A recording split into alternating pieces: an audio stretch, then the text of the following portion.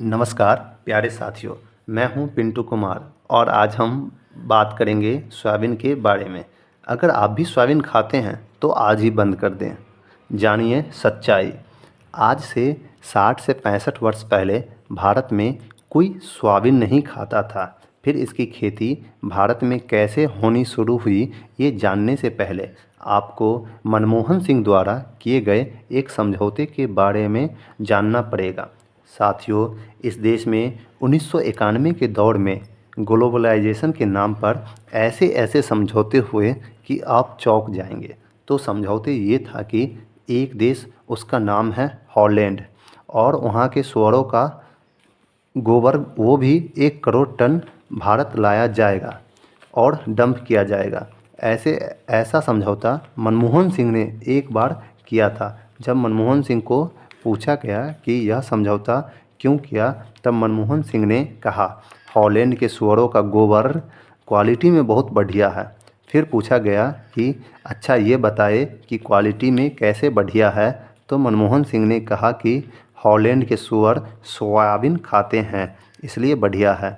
साथियों, ऐसा भारत में हम लोग गाय को पालते हैं, ऐसे ही हॉलैंड के लोग सूअर पालते हैं।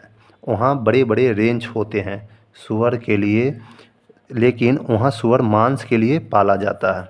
सूअर जितना सोयाबीन खाएगा उतना मोटा होगा और उतना मांस उससे निकलेगा।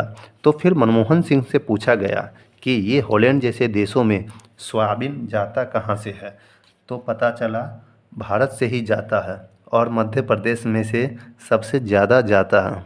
साथियों, पूरी दुनिया के वैज्ञानिक कहते हैं अगर किसी खेत में आपने 10 साल सोयाबीन उगाया तो 11वें साल आप वहाँ कुछ नहीं उगा सकते, ज़मीन इतनी बंजर हो जाती है।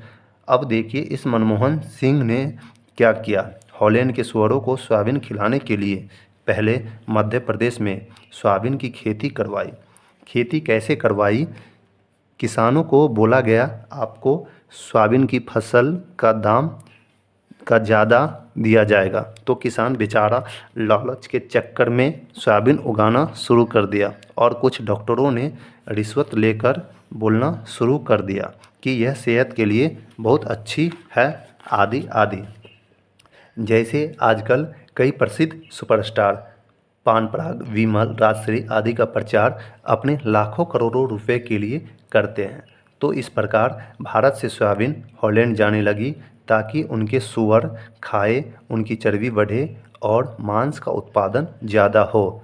और बाद में हॉलैंड के सूअर सोयाबीन खाकर जो गोबर करेंगे वे भारत में लाई जाएगी, वो भी 1 करोड़ टन सूअरों का गोबर। ऐसा समझौता मनमोहन सिंह ने लिया।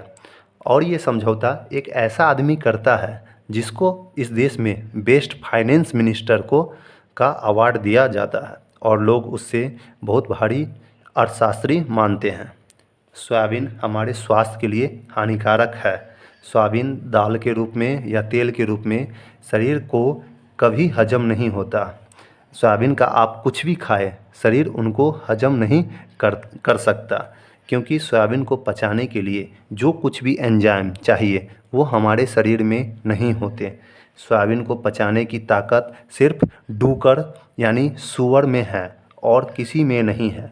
डूकर सूअर के पेट में एक एंजाइम्स बनता है जो सोयाबीन को पचा सकता है, बाकी किसी के शरीर में ऐसा एंजाइम नहीं है। आप कहेंगे कि सोयाबीन में तो प्रोटीन होता है, लेकिन सोयाबीन और उसके प्रोटीन को पचा सके ऐसे एंजाइम ही हमारे शरीर में नहीं है। इसलिए मनुष्य को सोयाबीन का तेल, सोयाबीन की दाल, सोयाबीन का दूध या फिर सोयाबीन का कुछ भी नहीं खाना चाहिए। कितना भी सस्ता मिले फिर भी कभी भी मत खाना। दोस्तों, दरअसल सोयाबीन में जो प्रोटीन है वो एक अलग किस्म का प्रोटीन है। उस प्रोटीन को शरीर का एक्सक्रीटा सिस्टम बाहर नहीं निकाल पाता और वो प्रोटीन अंदर इकट्ठा होता जाता है, जो कि बाद में आगे जाकर बहुत परेशान करता है। प्रोटीन के और भी विकल्प हमारे पास है, जैसे उड़द की दाल में बहुत प्रोटीन है, आप वो खा सकते हैं। इसके अतिरिक्त अन्य दालें। और अंत में एक और बात दोस्तों, आपके घर में अगर दादी या नानी हो तो आप उन्हें पूछें, क्या उनकी माताजी ने उनको कभी सोयाबीन बनाकर खिलाया था? आपको सच सामने आ जाएगा। धन्यवाद।